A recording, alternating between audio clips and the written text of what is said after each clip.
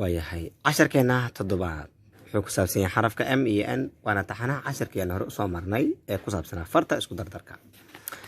m waxaan leenahay sidan macaan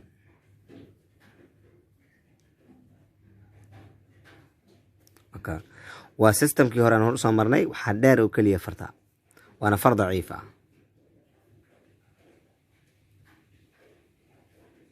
m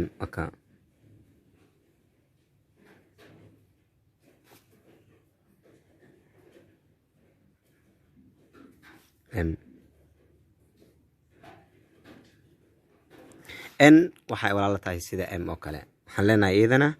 sidan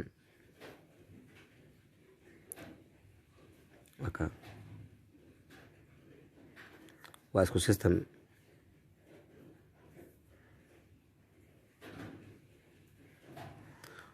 markay noqdaan isku dardar ahaan m waxaan leenahay sidan